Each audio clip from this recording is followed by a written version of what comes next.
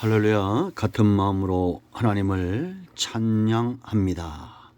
오늘도 여호와 이레입니다. 하나님께서 반드시 저와 여러분 삶 가운데 하나님의 선하신 뜻을 보이시고 하나님께서 기뻐하는 삶으로 이끌어 가실 것을 굳게 믿습니다. 자, 오늘부터 시편 81편 말씀을 묵상합니다. 먼저 기도합니다. 영광과 감사를 우리 하나님께 올려드립니다. 온 마음으로 하나님을 사랑하며 예배합니다. 하나님의 음성 듣기를 사모하고 이 말씀의 깊은 것들을 깨닫기를 원합니다. 종을 낮추시고 겸손하게 하시고 오직 말씀의 도구로만 쓰임받게 하옵소서. 주님을 흠모하는 모든 죄 백성들 가운데 하나님의 은혜가 풍성히 내리는 귀한 시간 되기를 원합니다. 시편의 말씀들이 우리 삶 가운데 살아 역사하는 그런 놀라운 체험을 할 수 있도록 은혜를 더하여 주시옵소서. 말씀을 읽을 때 들 때 우리의 심령이 뜨거워지게 하시고 하나님을 향한 우리의 사랑이 더 깊어지고 커지기를 원합니다. 예수님의 이름으로 사모하며 기도합니다. 아멘. 자, 1절 말씀, 오늘은 1절로 7절 말씀입니다. 한번 읽겠습니다. 우리의 능력이 되시는 하나님을 향하여 기쁘게 노래하며 야곱의 하나님을 향하여 즐거이 소리칠지어다. 실을 보며 소고를 치고 아름다운 수금에 비파를 아우를지어다. 초하루와 보름과 우리의 명절에 나팔을 불지어다. 이는 이스라엘의 율례요 야곱의 하나님의 규례로다. 하나님이 애굽 땅을 치러 나가시던 때에 요셉 족속 중에 이를 증거로 세우셨도다. 거기서 내가 알지 못하던 말씀을 들었나니 이르시되 내가 그의 어깨에서 짐을 벗기고 그의 손에서 광주를 놓게 하였도다. 네가 고난 중에 부르짖에 내가 너를 건졌고 우레소리의 은밀한 곳에서 네게 응답하며 무리바 물가에서 너를 시험하였도다. 아멘.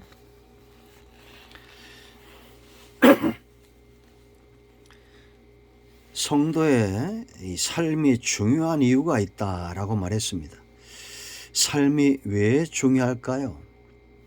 이것은 바로 생명의 문제입니다. 죽은 자에겐 삶이 없죠. 우리가 구원받았다는 것은 거듭남입니다. 이스라엘 백성들이 애굽에서 지금 나온 사건을 또 이야기하죠. 이들은 사망에서 생명으로 옮겨지는 것처럼 바로에게서 하나님께로 옮겨졌습니다. 생명을 얻은 겁니다. 노예 상태에서 벗어나 하나님의 아들 상속자로 세워진 거죠. 거듭난 겁니다. 그러면 우리 삶 가운데 마땅한 삶이 어떤 것일까요? 우리가 생명을 얻고 이 생명이 하나님의 은혜와 그 능력과 말씀으로 인하여 유지되어지고 있다면 건강한 영적으로나 범사의 건강한 성도의 마땅한 삶이 있겠죠. 모든 삶에 하나님을 향한 우리의 중심이 뜨거워야 되고 감사와 하나님을 향한 사랑이 베이스로 깔려져 있어야 됩니다. 그런 상태에서 우리가 감당해야 될 삶 세 가지가 오늘 81편에 나옵니다. 그 첫째는 바로 하나님을 향한 예배와 찬송의 삶입니다. 너무나 당연한 얘기죠. 그러나 여러분, 이제 이 당연한 삶을 내가 살고 있는지 진단을 해봐야 됩니다. 찬송함에 있어서 하나님을 향한 예배함에 있어서 가장 중요한 건 뭘까요? 우리 중심의 문제죠. 첫 번째는. 그래서 여러분 1절 말씀 보면 우리의 능력 되시는 하나님을 향하여 뭐라 했어요? 기쁘게 노래하라. 야곱의 하나님을 향하여 즐거이 소리쳐라. 실을 읊으며 소고를 치고 아름다운 수금의 비파를 아우를지어다. 우리가 시를 언제 쓰고 노래를 언제 합니까? 마음이 동할 때죠. 기쁘게 즐겁게 억지로가 아닙니다. 그러므로 여러분 하나님이 기뻐하는 찬양, 하나님이 받으시는 찬양, 하나님이 보시기에 아름다운 사람, 하나님이 기뻐하는 사람 누구냐? 노래에 은사가 있고 많이 배우고 이런 게 아닙니다. 은사가 있거나 없거나 남녀노소 빈부귀천 많이 배웠거나 적게 배웠거나 마음이 준비된 사람입니다. 그 마음에 즐거움이 있고 그 마음에 기쁨이 있고 그 마음에 다윗처럼 시를 쓰고 하나님을 찬양하기 위해서 속어치고 수금을 타는 그 마음이죠.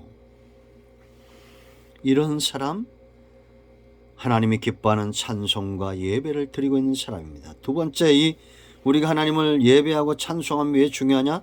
대상입니다. 대상.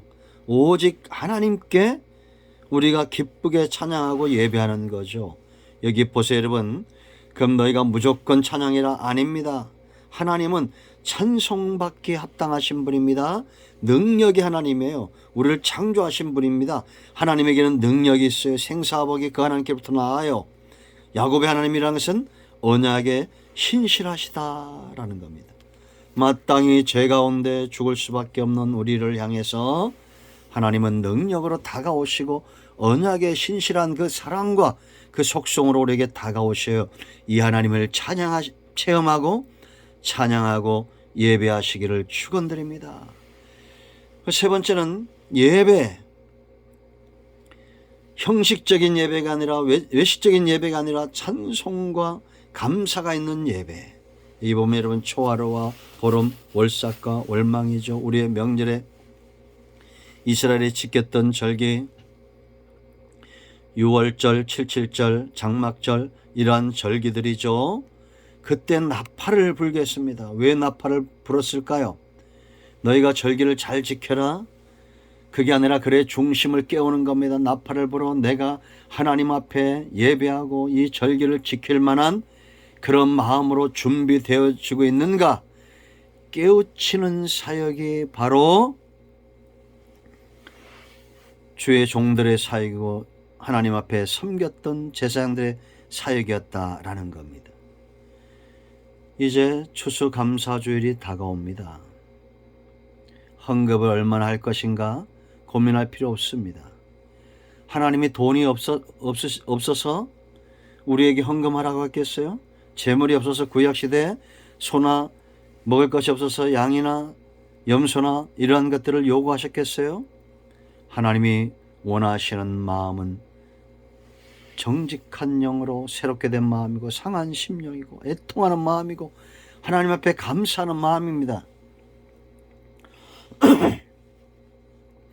내가 드리는 예배 가운데 이런 사모함이 있는지 감사가 있는지 진단해야 됩니다. 그런데 네 번째 중요한 것은 하나님이 이스라엘 백성들이 이러한 신앙, 하나님을 향한 찬송과 감사의 신앙을 갖도록 그들에게 자극제를 주신다는 겁니다. 자, 이제 4절부터 7절까지 어떤 내용이냐? 오늘 이 말씀을 기억하세요. 3일이 중요하다. 지금 하나님이 무리발 물가에서 7절 하반절에 너희를 시험했다 말했습니다. 자, 이 상황을 잘 보세요. 홍해가 갈라졌습니다. 홍해 앞에 원망하고 불평하던 자들 앞에 하나님이 홍해를 갈라놓으셨어요. 15장에서 어떤 일이 일어납니까? 소고치고 장구치고 하나님의 구원을 노래하죠. 하나님 앞에 찬송합니다. 3일이 중요하다고 했죠. 3일 길을 갔습니다. 마라의 쓴물이 그들 앞에 나타납니다. 먹을 물이 없습니다. 어떻게 합니까? 원망하고 불평합니다. 여러분들 어떤 문제가 있든지 어떤 상황이 있든지 원수든지 문제든지 3일간 입을 딱 닫으시고 하나님 앞에 기도하고 사모함으로 기다리면 호세아 6장 1절로 6절에 있는 대로 3일 안에 하나님께서 회복시키는 역사가 있을 겁니다. 이거는 영적인 시각 같아요. 제 나름대로의 깨달음입니다. 그러므로 항상 원망과 불평하기 전에 기다림이 중요합니다. 마라의 쓴물에서 하나님이 그들을 시험하시죠. 너희가 규례와 율례를 잘 지키면 애굽 사람에게 내린 질병을 하나도 내지 않겠다. 그또 3일 길을 갑니다. 먹을 것이 없어요. 또 원망하고 불평합니다. 하늘에 만나를 내리고 메추라기를 그들에게로 몰아와 먹게 합니다. 또 3일 길을 갑니다. 무리만 물가에서 물이 없어요. 또 원망과 불평합니다. 하나님이 이들을 시험하시는 겁니다. 그러므로 여러분, 문제가 생긴다는 것은 내가 얼마나 하나님을 향한 우리의 뜨거운 중심을 갖고 있느냐를 진단하시고 시험하시는 하나님의 손길이에요. 그러므로 원수가 나타날 때, 문제가 생길 때 잠잠히 샤타 마우스 입을 닫고 하나님의 일하실 때를 기다리십시오. 원망도 말고 불평도 말고 엎드려 있으십시오. 하나님이 저와 여러분을 통해서 일하실 것입니다. 반드시 하나님은 우리를 통해서 찬송을 받으셔야 될 뿐입니다. 이게 우리를 창조하시고 부르심의 목적이다라는 거죠.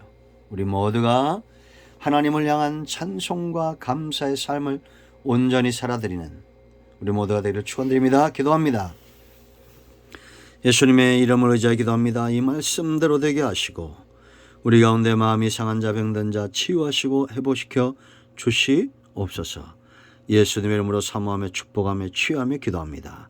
아멘. 예수 그리스도 존귀하시고 능력의 이름으로 이런 모든 문제와 모든 원수마귀와 이 모든 악한 영들이 떠나가고 해결되었음을 선포합니다. 아멘. 할렐루야. 하나님께 영광 드립니다. 아멘.